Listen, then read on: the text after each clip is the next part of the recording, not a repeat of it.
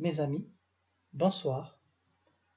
Je suis heureux de vous retrouver encore sur un nouveau thème que vous m'avez demandé à plusieurs reprises, à savoir la loi de Pareto, qu'on appelle aussi, bien appelée aussi la loi des 20-80. Et on va essayer de voir une méthode similaire à cette loi, donc une méthode similaire à cette loi appelée la méthode ABC. Donc, commençons d'abord par ce qu'on appelle la loi de Pareto.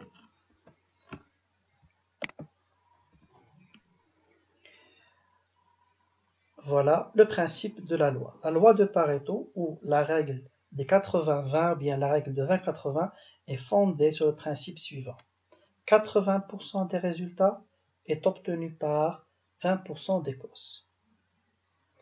Et au niveau de la gestion de stock, on va essayer de diviser les stocks en deux classes, à savoir les 20% des articles en stock qui vont représenter 80% de la valeur du stock et les 80% des articles en stock qui vont représenter 20% de la valeur.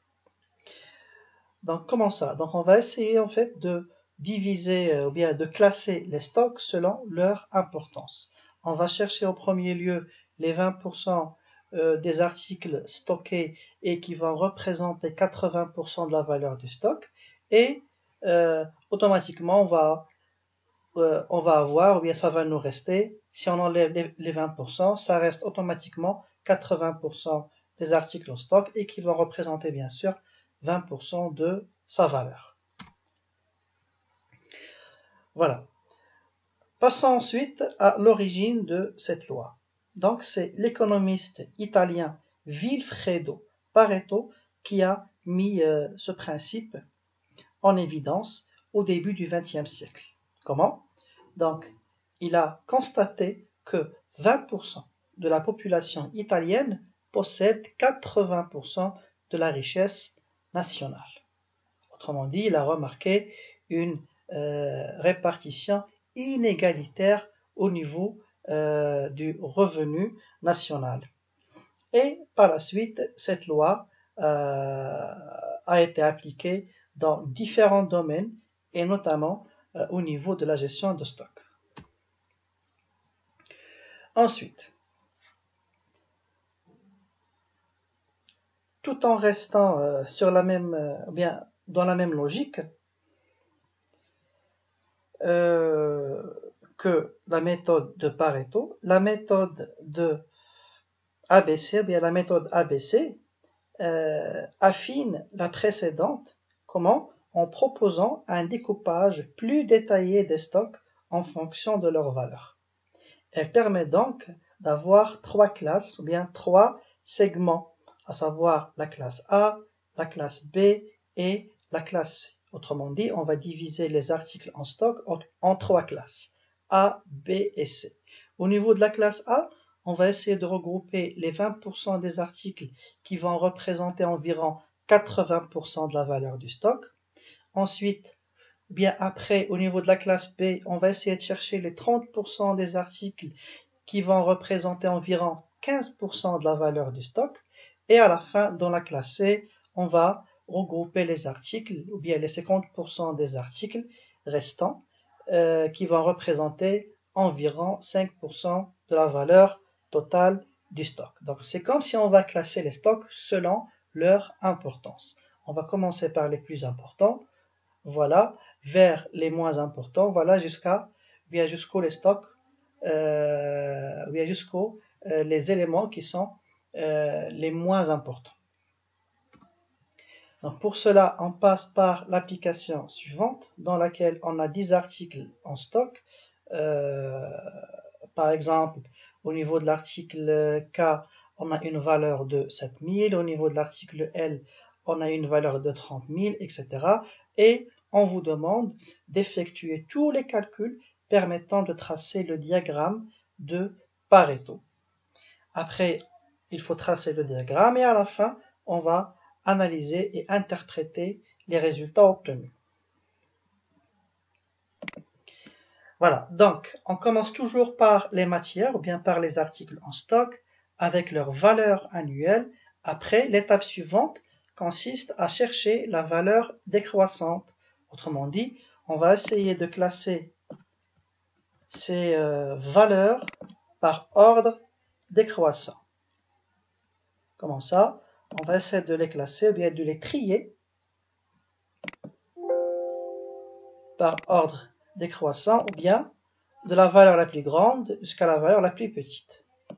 Et le total va rester bien sûr le même. Ensuite, une fois ces valeurs sont classées par ordre décroissant, on va chercher après la valeur relative ou bien la valeur décroissante en pourcentage. Comment ça? On va juste prendre chaque valeur et on va la diviser par le total et après on va multiplier par 100 pour la rendre en pourcentage. Donc 50 000 sur 100 000 multiplié par 100, ça donne 50%. Ensuite, 30 000 divisé par 100 000 fois 100, 30%. 7 000 divisé par 100 000 multiplié par 100, ça va donner 7%. Et ainsi de suite. Après, on fait la même chose pour chaque valeur décroissante.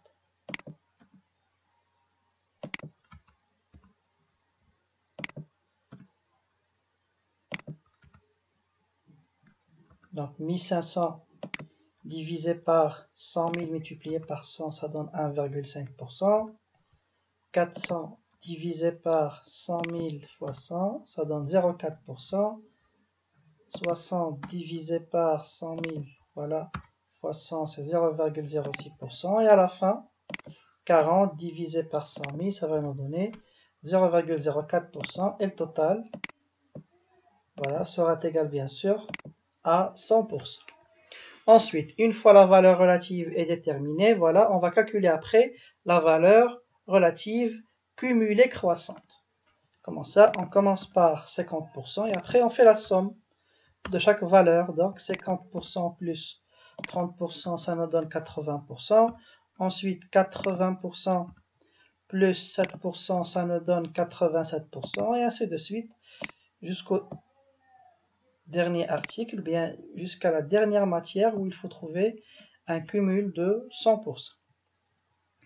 Après, on va essayer de classer ces matières selon leur valeur décroissante. Donc comment ça? On va chercher l'article d'abord, bien la matière qui a une valeur de 50 000, donc c'est la matière P. Ensuite, la matière qui a une valeur de 30 000, c'est L. Ensuite, pour 7 000, on a K. Pour 6 000, on a M.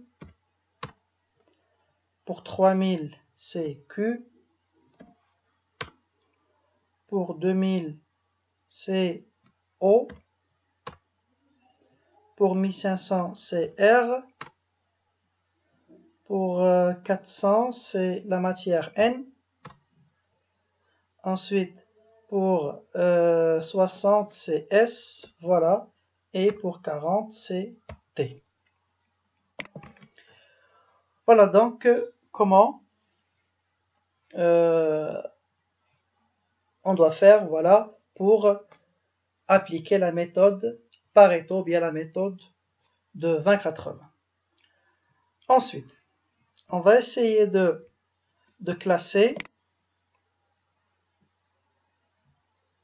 ces matières en stock en trois classes. La classe A, la classe B et la classe C. En respectant bien sûr ce qu'on avait vu dans le cours, voilà, concernant les classes.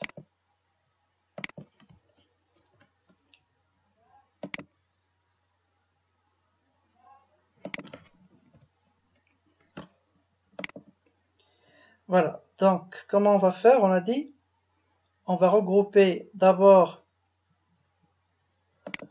on va chercher d'abord les 20% des articles qui vont représenter environ 80% de la valeur du stock. Lesquels donc? c'est la matière, ou bien ce sont les articles P et L. Pourquoi? Parce que si on prend que de matière par rapport à 10 matières au stock, ça va nous donner combien? Un pourcentage de 20%. Donc là, on va dire que 20% des matières en stock représentent 80% de sa valeur. Voilà donc le principe de Pareto. Donc la loi de Pareto est vérifiée dans ce cas-là. Donc si 20% des articles ou bien des matières représentent 80% des stocks, donc automatiquement le reste des matières, ou bien les 80% des matières qui restent vont représenter 20% de la valeur du stock. Comment on fait? On va juste prendre les 100% moins 80 pour avoir la valeur totale du stock correspondante à ces matières. Mais au niveau des classes A, B et C, on va essayer de classer ces stocks en 3 classes. Donc commençons par les articles, ou bien les matières de la classe A. Voilà, on a dit C, la matière A et la matière... pardon, c'est la matière P et la matière L. Pourquoi j'ai pris ces deux-là? On a dit parce que ça représente 20% des matières et ça consomme, ou bien ça représente 80% de la valeur. Ensuite, tout en restant sur les mêmes intervalles, donc là, ils ont dit dans la classe B, on va regrouper les 30% des articles qui vont représenter environ 15% de la valeur. Donc, les 30% des articles, c'est en fait les trois articles suivants, à savoir l'article K, M et Q. Donc si on prend, ou bien si on divise 3 par rapport à 10 matières, ça va donner 30%. 30% des articles, voilà, seront regroupés au niveau de la classe B.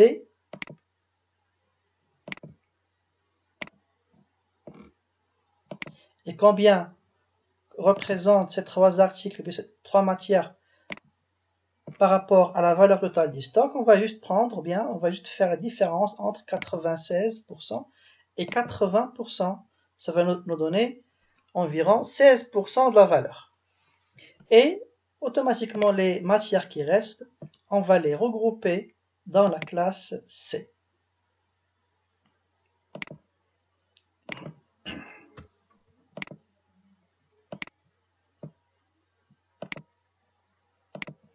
Voilà, et combien représente? Là, on a 5 articles, donc 5 articles ou bien 5 matières par rapport à 10, ça nous donne 50%, voilà, des matières et qui vont consommer combien en pourcentage? Donc on prend 100% moins 96, ça nous donne 4%. Donc là, on est proche de l'intervalle, voilà, de la classe C. Voilà donc comment se fait le classement des stocks selon à la fois la loi de Pareto et la méthode ABC. On passe après à la représentation graphique. Donc comment on doit représenter ces éléments-là sur un graphique? C'est ce qu'on appelle le diagramme de Pareto. Donc en fait on a deux types de graphiques à faire. Donc si on veut demander de faire un diagramme en valeur décroissante cumulée, voilà, donc il faut faire ce genre de graphique. Comment on fait? Donc au niveau des abscisses, on va mettre les articles ou bien les matières classées, les matières qu'on avait classées ici. On prend cette dernière colonne, P, L, K, M, etc. Et au niveau des ordonnées, on met bien sûr leur pourcentage cumulé. C'est bon? Voilà, donc de 20 à 10%. Après, on va chercher le pourcentage de l'article P. On revient voilà, au graphique. L'article P, on a dit combien on a? 50%. Voilà. Donc 50%. Voilà. Pour L, on a 80%. Et ainsi de suite. Voilà, pour avoir ce genre de diagramme. Donc là, c'est si on vous demande de faire le diagramme de Pareto. Mais si on vous demande de faire la courbe de Pareto, donc voilà comment on doit la présenter. On met toujours ici les articles classés, bien sûr, bien les matières classées, P, L, K, M, etc. Et là, on va mettre leur pourcentage. Et à la fin, on va essayer de diviser cette courbe en 3 classes selon les pourcentages qu'on avait dans le tableau. Donc là, on met la classe A, la classe B et la classe C. Voilà, donc passons à la dernière question dans laquelle on a dit il faut interpréter les résultats. Donc, qu'est-ce qu'on va dire au niveau de la classe A? Donc, au niveau de la classe A, on a dit on va regrouper 20% des matières qui vont consommer 80%, bien qui vont représenter 80% de la valeur du stock. Donc, c'est une classe stratégique dans laquelle on va regrouper les matières les plus importantes, ou bien les plus achetées, ou bien qui ont plus de valeur, parce que c'est seulement 20% des matières, mais qui vont représenter 80% de la valeur du stock. Et ces matières-là doivent être gérées avec rigueur, ou bien il faut concentrer les efforts de gestion au niveau de ces deux matières-là. Comment ça? Par exemple, on doit prendre en considération, bien on doit prendre en compte un stock de sécurité au niveau de la matière P et L pour faire face à toute rupture de stock. On doit faire des révisions fréquentes. À chaque fois, on doit réviser et contrôler ces deux matières-là.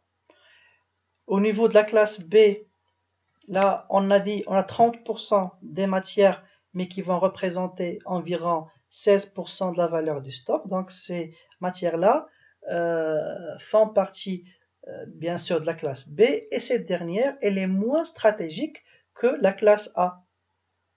Et ces matières-là vont nécessiter une gestion de stock normale, ou bien moins importante que celle de la classe A. Et à la fin, les matières qui font partie de la classe C, donc là on a 50% des matières, mais qui vont consommer, mais qui vont représenter seulement 4% de la valeur du stock. Donc ces matières-là, on peut même les ignorer. Comment ça? Par exemple, si on a une rupture de stock, bien une insuffisance de stock au niveau de ces matières-là, cette rupture, n'aura aucune incidence sur, si vous voulez, notre exploitation. Ça n'aura pas, par exemple, bien ça va pas entraîner, par exemple, des arrêts dans la production, bien des retards dans la production, bien dans la livraison, bien même au niveau de la perte des clients. Donc, ce sont des matières qu'on va gérer avec un peu plus de souplesse. Voilà donc ce que vous devez connaître au niveau de la loi de Pareto et au niveau aussi de la méthode ABC. Donc on a dit les deux sont des méthodes qui vont nous permettre de mieux gérer nos stocks, de mieux les classer selon leur importance bien sûr, et ceci va optimiser bien sûr la gestion des stocks.